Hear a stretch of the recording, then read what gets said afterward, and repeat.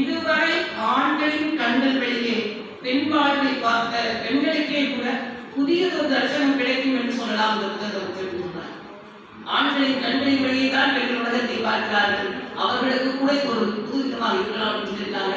அதையெல்லாம் இந்த புத்தகத்தில் நான் ஒரு சிறப்பம்சமாக பார்த்தது அப்படின்னா, ஒரு புத்தகத்தை நம்ம பெற்றோர்கள் எல்லாம் சமர்ப்பம் பண்ணுவோம், அந்த மாதிரி ஏதாவது பண்ணுவோம், அதுக்காடி திருவள்ளுவருக்கு பண்ணுவோம், வாத்தியாருக்கு பண்ண சொல்லுவோம். இது ஒரு சிறப்பு விஷயமாக தன்னுடைய ஆண் நண்பன் அப்துல் அவர்களுக்கு இந்த புத்தகத்தை அவர் சமர்ப்பணம் செய்திருக்கிறார்.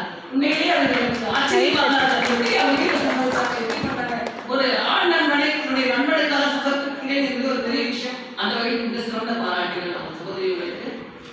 நிகாலி என்கிற வார்த்தை அப்படின்னா கொடுமை அப்படிங்கிற மாதிரி அவங்க நாளைய வழக்கத்தை கேட்டுக்கிட்டே வந்த வார்த்தை அப்படிங்கிற மாதிரி நமக்கு சொல்லியிருக்காங்க. உண்மையிலே நிறைய விஷயங்கள் இஸ்லாமிய சமூகத்தை சார்ந்த கதைகளை தான் பதிவு செஞ்சிருக்காங்க. ஒரு சில உறவு முறைகள் திருப்பி திருப்பி நமக்கு மனசுல கதைகள்லாம் திருப்பி திருப்பி நம்ம படிக்கும் போதுதான் அந்த உறவு முறைகள் தெரியும். ஆனா அந்த இஸ்லாமிய பெண்களை பற்றி எவ்வளவு உள்வாங்கி இருந்தால் அந்த சிறுகதைகளை எழுத முடியும் நான் படிச்சேன்.